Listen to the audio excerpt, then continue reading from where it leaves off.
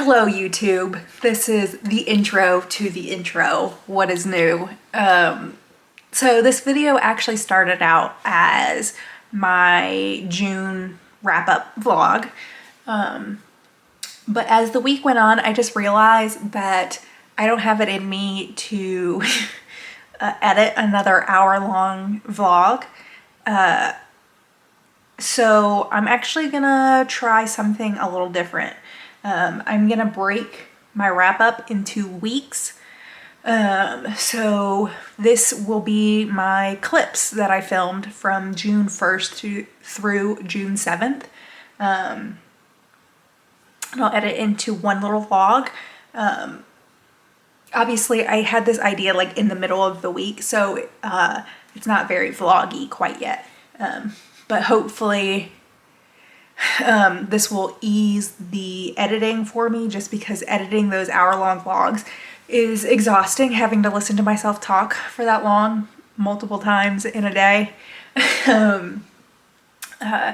So I wanted to see if this made it a little easier on me. And also this is like the main content I am filming, and I feel like my other content is not that interesting. So I think this will be a little better for me because I'm filming it all month long, so it feels like I'm constantly working on a video, but then I have to think of something to post in the 4 weeks between this giant vlog that I'm constantly working on. So I wanted to try it weekly through June and see how that goes. See if I can make it kind of interesting. I'll probably still do some like book vlogs, like I did for Battle Royale and Wuthering Heights and things like that. But that's really only going to be when it strikes my fancy. Or I don't know, maybe we'll hate these and I'll go back to doing the giant wrap up at the end of the month. Otherwise, I will talk to y'all in the next clip. Hello, it is June 1st. Welcome to my wrap up. And I actually have a check-in on the first day of June, and it's not a great one. I am DNFing how long till Black Future Month. I actually started this a couple days into May because it's like a 400-page short story collection by N.K. Jemisin, and I needed to get going on it. And I read 4.5 stories, I think. Yeah, I think I was working on the 5th story. I had planned on giving it 6 stories, but I was like 80 pages in or something, and I just realized I just like wasn't enjoying the stories. While I liked that they were like all seemingly black women characters, I think. Actually, there might have been a boy character. Anyways, I enjoyed the diversity of the stories. I don't know, I just like, I really find it hard to get into fantasy stories. I don't know, they have like this like story tale, like fairy tale quality to them that I don't find that enjoyable to read. So like I read the intro to the story collection and I thought it was really interesting. I liked hearing about N.K. Jemisin's like way she got into writing and publishing, and that was fascinating, and I liked hearing her voice, and like I could kind of hear it through these fantasy stories, but I don't know, it's just not something that I naturally enjoy. I'm not saying there's never been a fantasy story I haven't liked. I did read the Harry Potter books, those are technically fantasy. You know, there's a whole different kettle of fish around those books. Piranesi, I think, could be classified as fantasy. I have liked stuff with magic in the past, but like there's just this like storybook fairy tale quality to fantasy that I really struggle to connect with. So I don't know what to do with that. Anyway, so I'm starting the month off on a DNF. I'm really hoping June will be better than May. Fingers crossed. Okay. Hello, it is June 3rd. Yes, June 3rd. And I have finished Censor by Junji Ito. 3 stars. It is about a weird volcano and like understanding the universe. I maybe liked this a little tiny bit more than Ramina. There were definitely some like weird body things that happened at certain points, and I found the art of those panels to be interesting, but overall I just didn't find this to be a very interesting story overall for me. Of course, Tiger Cat has shown up.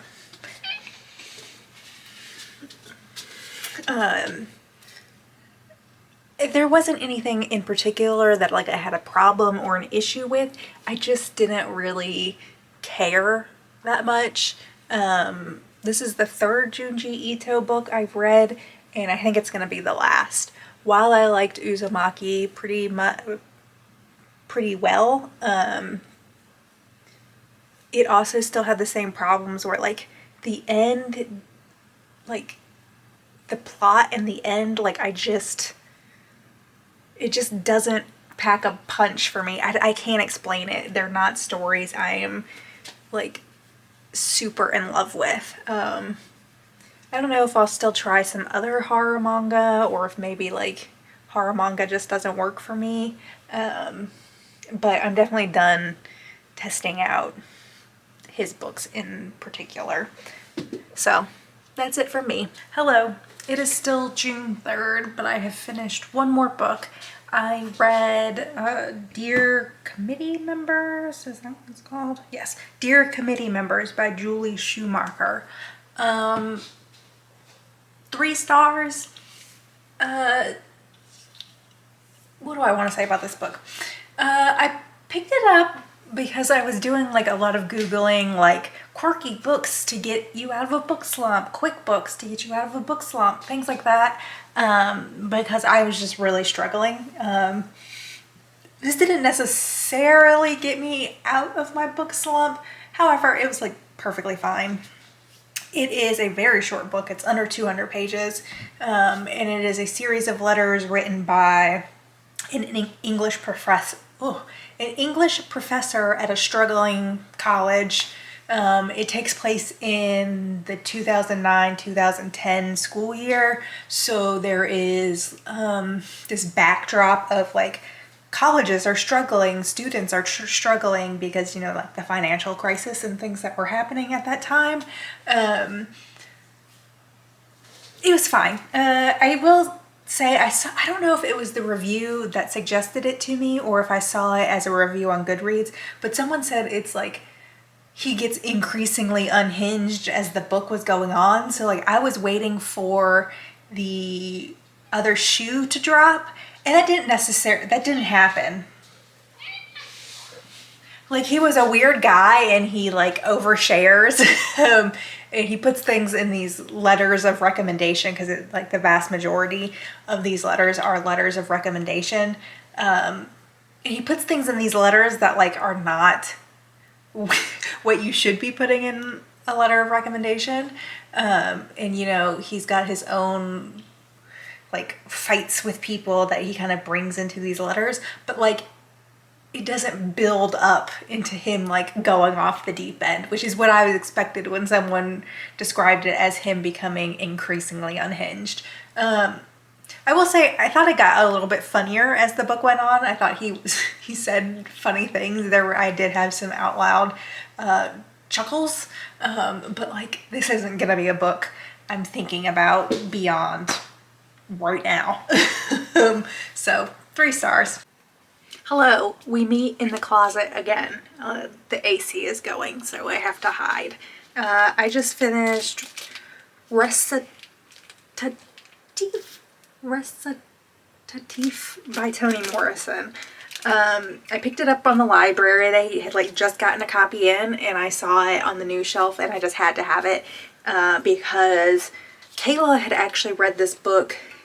I want to say in February she read this book, and she really had a good time with it, or like really enjoyed her reading experience. And I've been kind of making my way through Toni Morrison's work, so I decided to pick it up and read it. And I really liked it quite a bit. It's very short, so like half of the book is literally half and half. 39 pages of it is an intro by Zadie Smith, and then 38 pages of it is the short story by Toni Morrison. And the whole gist of it is, or like the main draw of this story is that it is about two girls who meet at an orphanage, but you do not know the race of either of the girls. And it is this experience of reading this story without having the race clearly stated, because one is white and one is black. They make that very clear that they are not the same race. But Toni Morrison does not tell you who is the black girl and who is the white girl. And it is like exploring yourself while reading this story, really. And I struggled to decide whether I should read the intro first or not. Kayla had read the intro before she read the book, or the short story, really. And she had said she was really grateful that she had done that. But knowing what the premise of this was, I was kind of, I don't know, wary of like implanting Zadie Smith's ideas about the story in my head before reading it. I kind of wanted to read it and see where my brain went naturally. But I ended up reading the intro first just because I'm stupid. And I was more concerned that I wouldn't fully appreciate or understand the story that Toni Morrison had written if I hadn't read the intro first. I don't necessarily know if that's true, but the intro is really, really good. Like, it had me thinking about reading some of Zadie Smith's works because I thought the intro was so just, it was just a really great intro. Like, it really gets you to think about the story that you haven't even read yet and how it fits into the racial landscape that we have created in the world. So it's actually great. I don't know, not quite 5 stars. Like, the story didn't like blow me out of the water or anything, but it was a really strong, good reading experience. I'm really glad I read it. I managed to read it in one day, which is not surprising. It's like, the story is less than 40 pages. The book is like 80 pages total or something like that. So like, it's not a lot of reading. But it's good. I really would recommend you read it. I really had a good time. Hello, it is June 5th. I have not finished a book. But I wanted to do a little check-in because I think I might do my wrap-up vlog a little different. And I think I might do weekly vlogs. So I'm going to do some other check-ins. Anyways, so I wanted to check in about illuminae. I took the dust jacket off because it was annoying to read with it on. So I finally started this. I bought it a couple months ago, I think.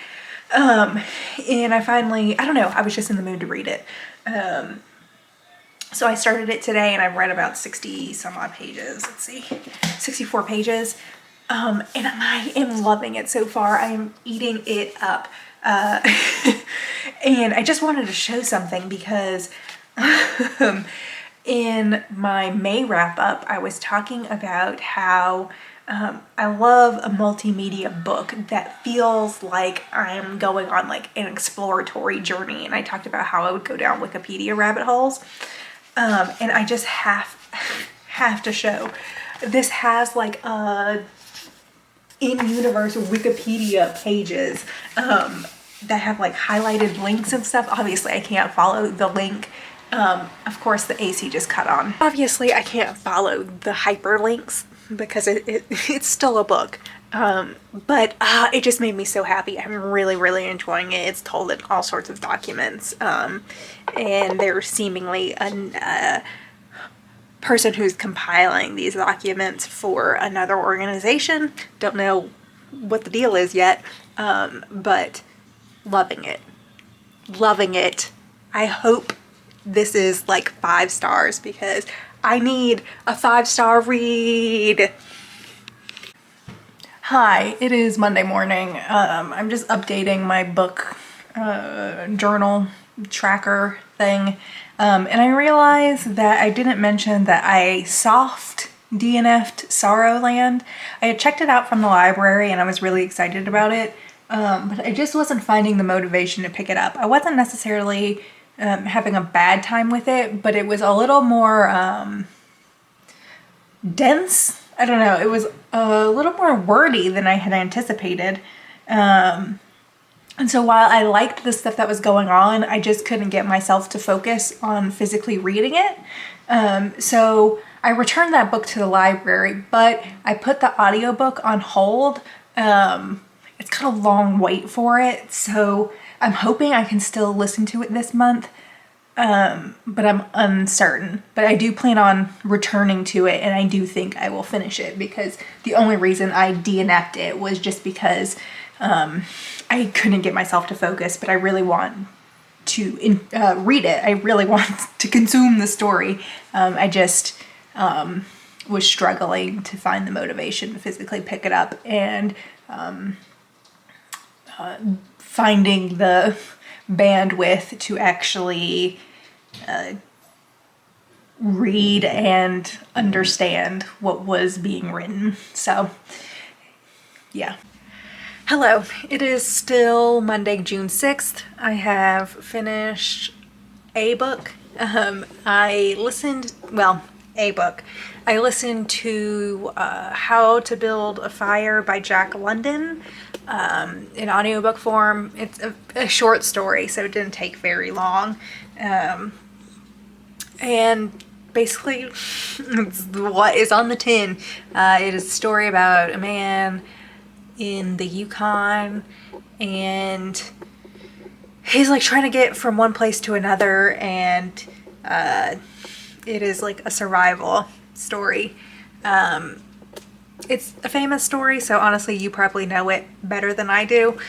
The reason I listened to it was I was listening to the newest episode of You're Wrong About, and it was about the Dyatlov Pass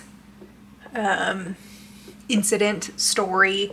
And in it, Sarah Marshall had mentioned how she thought that How to Build a Fire by Jack London was one of the scariest stories she'd ever read, because it's about like the Dyatlov Pass is about survival. If you haven't heard that, it was a big mystery for a while, and now it's pretty well evidenced that it was an avalanche and it wasn't some weird like crime or radiation incident or whatever. Anyways, so she had mentioned it in that, and then I got curious, and so I listened to it today, which is like peak me being a mood reader. Like, I will go down the rabbit hole. We also painted today on a whim. We weren't planning on painting, and then we ended up painting, and we painted like all day when originally we were just gonna paint like a little bit, and then it took over the whole afternoon. So I listened to like over half, I think, of Sex Cult Nun, which I think I'll probably finish tomorrow. So I should have another check-in about that. So, oh, I didn't give a rating. How to Build a Fire, I don't know, 3 stars. It wasn't bad, but like, I wasn't super invested. So, yeah. Anyways, I'll see y'all later. Hello, it's June 7th, and I can't remember if I filmed a clip this morning or not, But I finished listening to Sex Cult Nun by Faith Jones today. I was expecting this library book or this audiobook to take me like a week to listen to. It's 13 hours long. But I ended up listening to it in like 2.5 days. I listened to an hour of it on Sunday, and then I listened to the rest of it Monday and Tuesday today. Because we've been painting. So I've just put my headphones on and I've been listening to it while I'm painting. Anyways, 4 stars. I enjoyed it. I had heard about the Children of God / Family International cult before. Faith Jones grew up in the Children of God.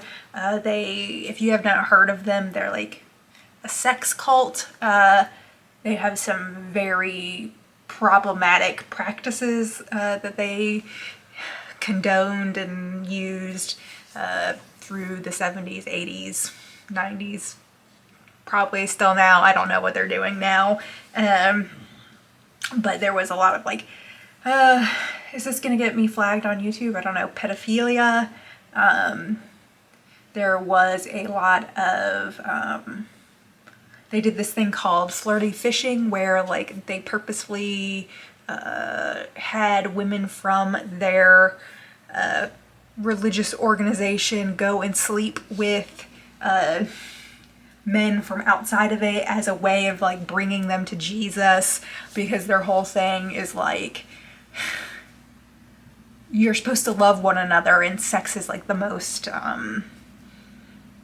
godly way to show your love and show God's love to another person. So there's just like a lot of bad things that were going on in this group. So the book is about Faith Jones's childhood and what she experienced living and growing up in this cult, and then her leaving. It's good. She has a surprising sense of humor is what I want to call it. It's not like she's cracking jokes, but maybe it's like a little bit of like gallows humor. She's very like matter of fact. There's not a lot of couching of what she experienced. It seems probably likely that she left out some stuff, and she says so much in like the intro. But I mean, like in the beginning, she's very upfront. Like, her uncle or someone like made her give him a hand job when she was like very young, and like it starts from the beginning basically. So I mean, you need to be prepared to listen to stuff like that. I mean, it's not all about her being sexually assaulted, but it's definitely a big part of this, big component of this cult in general. So you can't get around it if you decide to read or listen to this book. It's good. I don't know why it wasn't exactly like 5 stars, but I had a good time listening to it. You know, I had heard about them before, so I had some of the background knowledge, but I think she did a pretty good job of explaining things so people who weren't familiar would at least be able to follow her story. Yeah, I don't have any complaints, but it also wasn't like the most amazing thing I had ever heard. So I just realized I needed to film an outro. I'm not really sure how I want to do these outros for this experiment in weekly vlogs. It feels like I should just do more than just like, this is the last book I read. So from June 1st to June 7th, I read 4 books, which is really astounding. May was just so terrible of a reading month. And it's just crazy how different things have been in like a single week, because I'm actually really enjoying reading right now. So I started with 2 3 stars, which I do remember kind of struggling. They weren't quite grabbing my attention. That was Censor by Junji Ito and Dear Committee Members. Both of those were 3 stars. And then I read recitatif,